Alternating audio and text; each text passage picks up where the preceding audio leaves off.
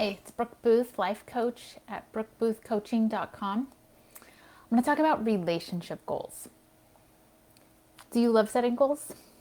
I am definitely a fan of goals. And a lot of times people really struggle in setting relationship goals setting relationship goals. Like it's easy to set professional goals, it's easy to set physical fitness goals. They really struggle on how you set a goal in the context of a relationship because they struggle. Often the piece is, whether they recognize it or not, but often the piece that's tricky is how to quantify it. So I'm going to talk about that here.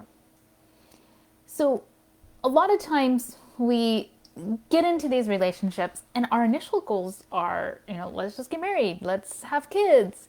We don't often set really concrete, specific ways to improve the relationship. We don't set those types of goals. And a lot of times we don't set them is because it's hard to quantify them and it's hard to recognize when they're achieved.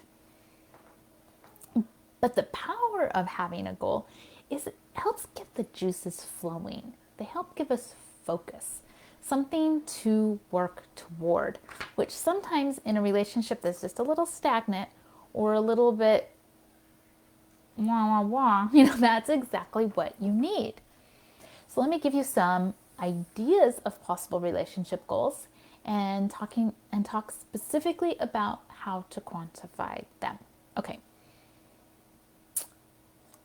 I like to make sure I set goals that I personally can take full responsibility for. I don't set a goal that my husband will improve his communication. That doesn't work. And I don't even set a goal that as a couple will improve our communication, because that's not what I'm talking about.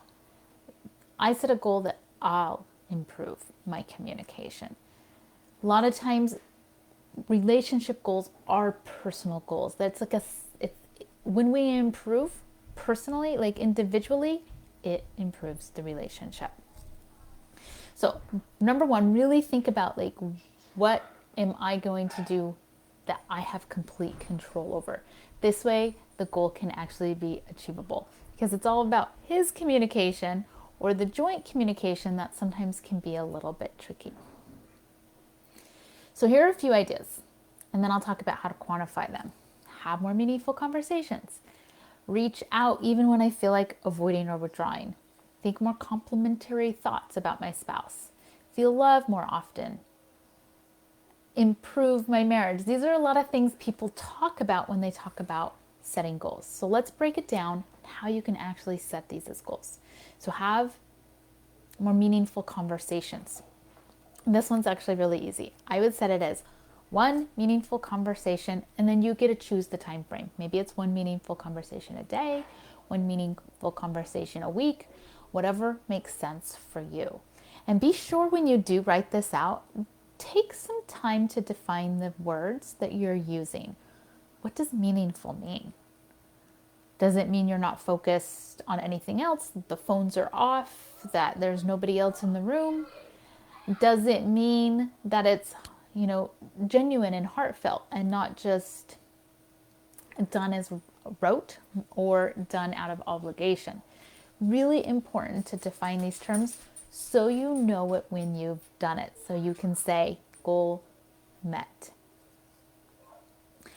I like to think meaningful is not focused on anything else. I'm present, I'm open, I'm curious, I'm listening. You get to decide what this means. Meaningful conversation too. You might want to give yourself, like, can this be done in 1 minute, 10 minutes? Again, just ways to create parameters so you know it when you've accomplished it.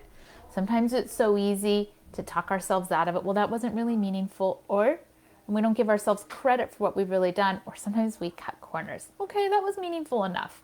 So get really clear on what it means so you know for sure when you've achieved it. Okay, I like this one. Reach out when I feel like avoiding. Again, very vague. What does that mean? How do you know when you've done it? So I'd make it more concrete. I might say something like this.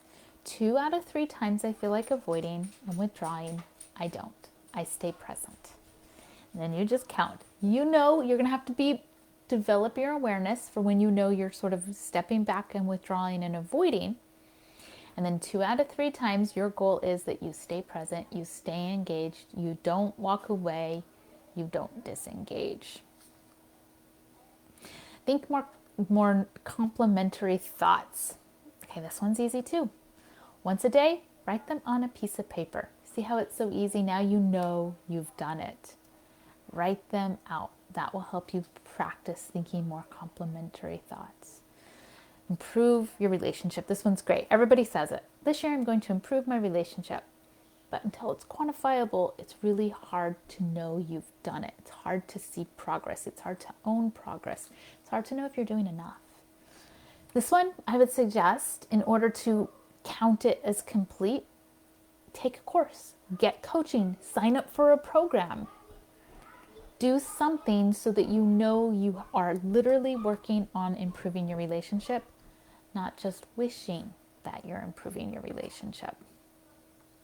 The difference between a wish and a goal is often doing something. So these are ideas of how you can take like these general concepts we often talk about around relationships, and you can make them into relationship goals. And again, I love a goal because it really helps create some momentum in a relationship. Like it helps get the juices flowing. It helps give some focus. It often takes things from wishing to actually creating. Then this is probably one of the most important and one of the hardest parts about setting goals is to celebrate them when you do accomplish them. If you have the one meaningful conversation a week, what are you going to do to celebrate? If you don't avoid 2 out of 3 times, what are you going to do to celebrate? If you're going to sign up for that coaching program, what are you going to do to celebrate? Celebrate your wins. Celebrate your successes. Celebrate your achievements. Oftentimes we don't. We just, that's just, just living life. Give yourself a pat on the back and really celebrate what you're accomplishing and how you're showing up in the marriage, because guess what? We like to be celebrated. You celebrate yourself, it'll be so much easier for you to keep setting and achieving goals because you're being gentle, kind, encouraging to yourself. All right, there is a few tips to consider if you want to set a relationship goal and how to make it concrete, how to make it measurable so you know you've done it. I have a podcast on this that it's much more, but I go much deeper. You might want to go and check that out. It's on Apple Podcasts, Spotify. It's called Mormon Mixed Faith Marriage Podcast. I'll tell you this, if you want to go really deep and start doing some serious work in your marriage, I would suggest reaching out to me and getting some coaching. Starting a group coaching program the end of May, that would be a fantastic place to start to really achieve your goal on improving your marriage. Another place to start if your goal is to improve communication or improve decision making or to decrease conflict, great place. When those are any of your goals, it's such a great place to start. I also have a few very limited slots, and they are going fast for one-on-one coaching. If you want one of those, reach out to me ASAP and you can get one. Best way to reach out to me is you message me here, or you can go to my website, brookeboothcoaching.com, and on my website there's a place you can contact me. We'll set up a call, we'll talk, we'll see which program fits you the best way coaching can help you. We'll get you started working on your goals, on your relationship as soon as possible. All right, wishing you the best.